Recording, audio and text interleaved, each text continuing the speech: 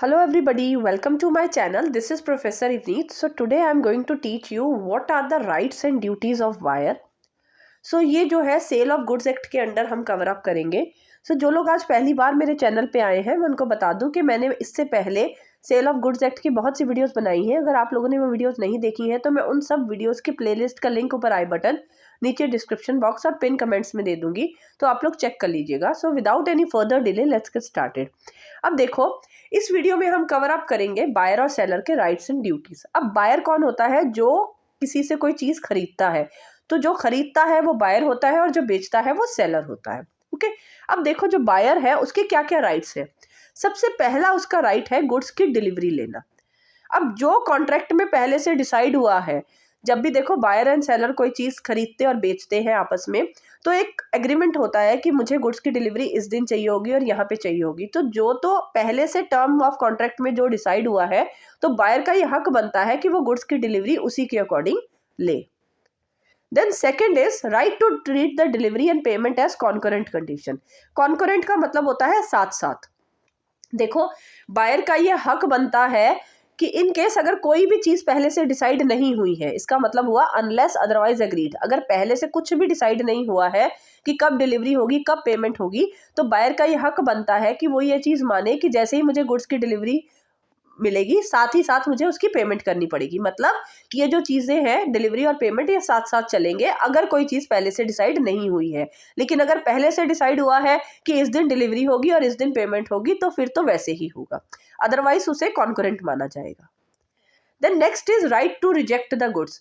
अगर बायर के पास गुड्स स्मॉलर क्वांटिटी में आते हैं, मीन्स जितने उसने मांगे थे उससे कम आते हैं, या फिर उससे ज्यादा आते हैं, या फिर गुड्स जो है वो किसी और क्वालिटी ऑफ गुड्स के साथ मिक्स होके आते हैं, तो बायर के पास तीन तरह के राइट है. या तो वो सारे के सारे गुड्स को रिजेक्ट कर सकता है, या फिर वो सारे के सारे गुड्स को एक्सेप्ट कर सकता है, या फिर वो सिर्फ उतने गुड्स को एक्सेप्ट कर सकता है जो उसको चाहिए, मीन्स जो उसने ऑर्डर करे थे, और बाकी क्वालिटी ऑफ गुड्स को वो रिजेक्ट कर सकता है.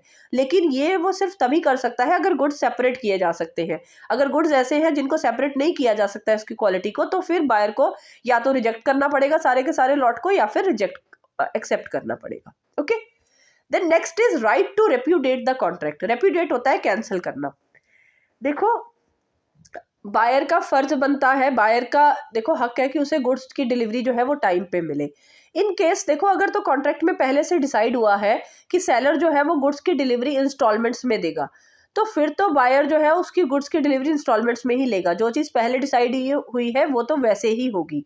लेकिन इन केस अगर ऐसा कुछ भी डिसाइड नहीं हुआ है डिलीवरी के रिगार्डिंग, तो अगर सेलर जो है वो गुड्स की डिलीवरी इंस्टॉलमेंट्स में दे रहा है, मतलब पहले थोड़े बायर को भिजवा दिए फिर थोड़े और भिजवा दिए, तो उस केस में बायर के पास ये हक है कि वो कॉन्ट्रैक्ट को कैंसिल कर सकता है, क्योंकि ऐसा कुछ भी डिसाइड नहीं हुआ था कि इंस्टॉलमेंट में डिलीवरी आएगी. तो बायर गुड्स को रिजेक्ट कर सकता है, कॉन्ट्रैक्ट को कैंसिल कर सकता है. Then next is right to examine the goods. Examine का मतलब होता है चेक करना. जब अगर बायर को पहले अपॉर्चुनिटी नहीं मिली है, पहले मौका नहीं मिला है गुड्स को चेक करने का, तो उसके पास हक है, जब उसके पास गुड्स की डिलीवरी आती है तो उसका फर्ज बनता है, उसका राइट है, फर्ज नहीं उसका राइट है कि वो गुड्स को चेक करे कि जो गुड्स उसने मांगे थे क्या वही गुड्स आए हैं. मीन्स वो उसकी क्वालिटी को एग्जामिन कर सकता है एक्सेप्ट करने से पहले. ओके. अगर उसे पहले मौका नहीं मिला है, अगर उसे पहले मौका मिला है तो फिर वो करे ना करे, दैट इज नॉट इम्पॉर्टेंट. लेकिन यह है कि अगर नहीं मौका मिला है तो उसका हक बनता है कि वो गुड्स को चेक करे, गुड्स को डिलीवर मतलब एक्सेप्ट करने से पहले. Then next is right in case of breach of contract by the seller. Breach का मतलब होता है तोड़ना. अगर कॉन्ट्रैक्ट को सेलर तोड़ता है, मीन्स सेलर ही पूरा नहीं करता है कॉन्ट्रैक्ट को, तो उस केस में बायर के पास क्या राइट है? सबसे पहला राइट है सूट फॉर डैमेजेस. अगर सेलर डिफॉल्ट करता है गुड्स की डिलीवरी देने में, मतलब वो मना कर देता है कि मैं गुड्स को तुम्हें डिलीवर नहीं कर रहा हूँ, तो सेलर के पास ये हक है, जो भी उसे नुकसान हुआ है वो सारा नुकसान जो है वो सेलर के पास नहीं, सॉरी, बायर के पास ये हक है कि उसका जो भी नुकसान हुआ है, मीन्स सेलर के गुड्स को डिलीवर ना करने की वजह से, वो सारा नुकसान किससे लेगा? सेलर से लेगा. Okay. Then next is suit for price. अगर बायर ने गुड्स की पेमेंट पहले से ही सेलर को कर दी है और सेलर अब गुड्स की डिलीवरी नहीं कर रहा है, तो बायर के पास ये हक है कि वो गुड्स का जो प्राइस उसने ऑलरेडी पे कर रखा है वो उससे वापस ले, कि भाई तुम मेरे को गुड्स डिलीवर नहीं कर रहे हो, जो पैसे मैंने तुम्हें दिए थे अब तुम्हें मुझे वापस करने होंगे. तो मतलब उसके लिए उसे सूट कर सकता है. Then next is suit for specific performance. अब देखो कई बार क्या होता है, बायर ये कहता है कि भाई मैंने इसको पैसे दे दिए, अब ये गुड्स डिलीवर नहीं कर रहा है, तो उस केस में बायर ये कहता है कोर्ट को कि भाई मुझे जो है पैसे वापस नहीं चाहिए, मैं चाहता हूं कि सेलर अपने कॉन्ट्रैक्ट को परफॉर्म करे, गुड्स को डिलीवर करे। मीन्स वो कोर्ट से ये कहता है कि मुझे स्पेसिफिक परफॉर्मेंस चाहिए। तो उस केस में जो है कोर्ट जो है वो स्पेसिफिक परफॉर्मेंस का भी ऑर्डर करता है। मीन्स वो सेलर को डायरेक्ट करता है कि आप गुड्स को डिलीवर करो बायर को, क्योंकि आपका ये कॉन्ट्रैक्ट हुआ था। लेकिन वो सिर्फ तभी हो सकता है अगर गुड्स स्पेसिफिक है या फिर असर्टेन्ड है। इसका मतलब ये है कि पहले से सेलर ने जो गुड्स है वो अलग करके रखे हुए हैं जो उसने बायर को भिजवाने थे। Then next is suit for breach of warranty. अब देखो एक होता है वर्ड वारंटी और एक होता है कंडीशंस। ये मैंने टॉपिक बहुत अच्छे से कवर अप किया है, उसकी वीडियो भी आपको बिजनेस लॉ की प्लेलिस्ट में मिल जाएगी। अब देखो कंडीशन क्या होता है। कंडीशन जो होती है वो एक इम्पॉर्टेंट जो है इम्पॉर्टेंट स्टिपुलेशन होती है जो पूरी करनी बहुत ज़रूरी होती है कॉन्ट्रैक्ट में। और वारंटी जो होती है अगर वो पूरी नहीं भी होती है तो कॉन्ट्रैक्ट कैंसिल नहीं किया जा सकता। मैं सिंपल एग्जांपल देती हूँ। अगर एक पर्सन एक घोड़ा खरीदने गया और उसने सेलर को बोला कि मुझे ऐसा घोड़ा चाहिए जो 40 किलोमीटर प्रति घंटा की रफ्तार से दौड़े, तो सेलर ने उसे घोड़ा बेचा, बायर ले आया। सेलर ने कहा कि हाँ मेरे पास एक घोड़ा है जो 40 किलोमीटर पर आवर की स्पीड से दौड़ता है, आप इसे ले जाओ। बायर घर ले गया, लेकिन घर जाके उसे पता चला कि वो घोड़ा जो है वो 40 किलोमीटर पर आवर की स्पीड से नहीं दौड़ता है। तो ये जो हुई ये ब्रीच ऑफ कंडीशन हुई, मतलब कंडीशन टूटी, क्योंकि उसने खरीदते समय ही बोला था कि मुझे ऐसा ही घोड़ा चाहिए। तो इस केस में जो बायर होता है वो कॉन्ट्रैक्ट को कैंसिल कर सकता है। अगर कंडीशन टूटती है तो वो घोड़ा वापस करके अपने पैसे वापस ले सकता है। लेकिन सपोज अब ब्रीच ऑफ वारंटी क्या होता है। अगर एक पर्सन जो है सेलर के पास गया कि मुझे ऐसा घोड़ा चाहिए जो अच्छा हो, अब उसने बस ये बोला कि अच्छा घोड़ा चाहिए।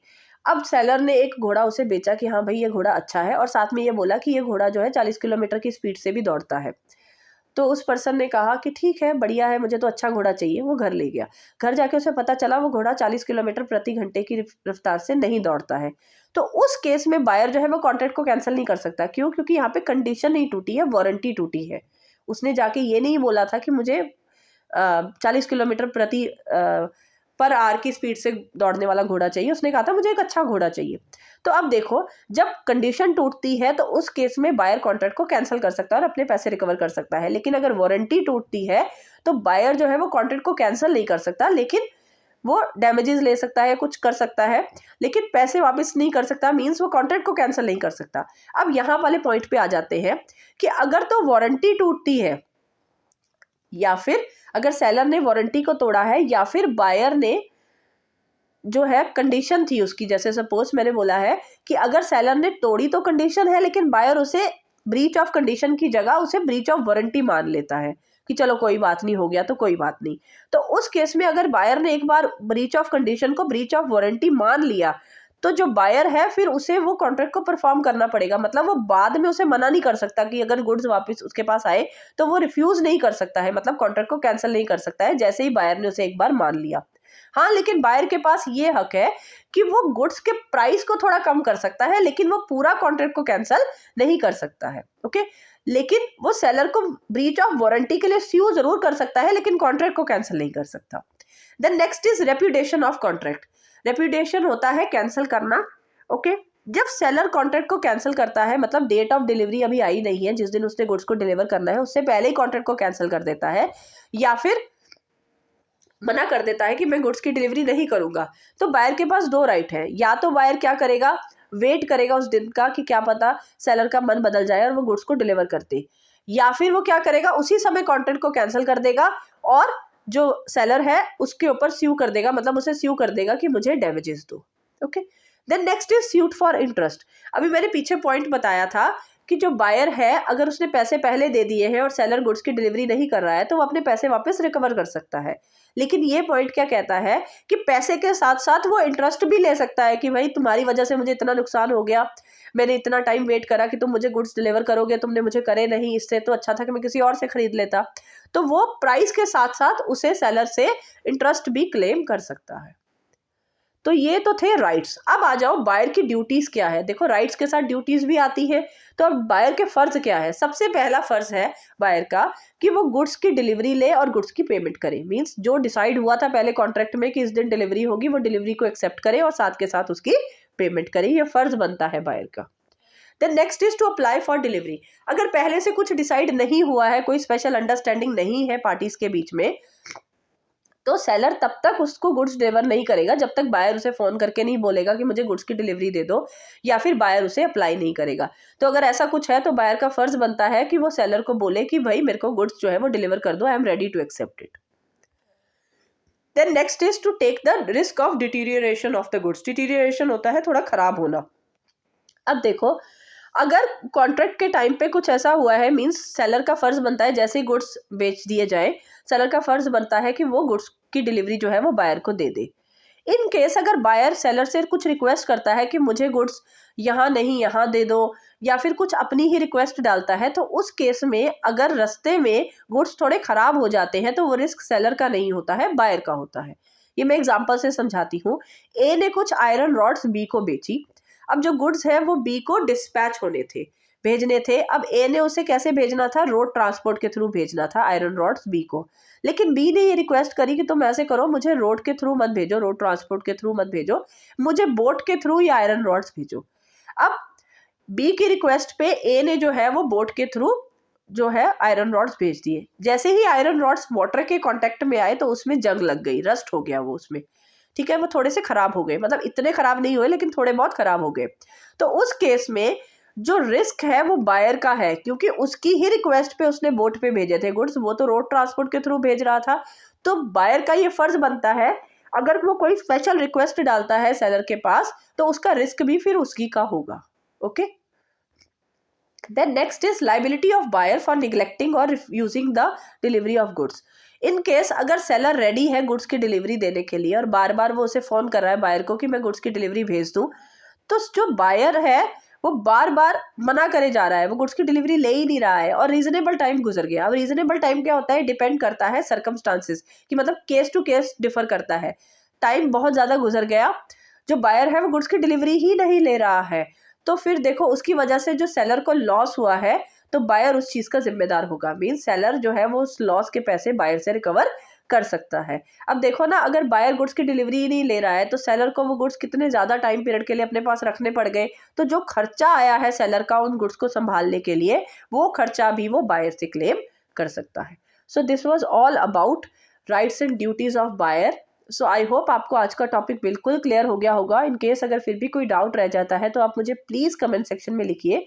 और हाँ, अगर आपको मेरा पढ़ाया हुआ समझ आता है और आप आगे फर्दर भी मुझसे पढ़ना चाहते हैं तो आप मेरी वीडियो को लाइक कर सकते हैं, शेयर कर सकते हैं और मेरे चैनल को सब्सक्राइब कर सकते हैं। So thank you.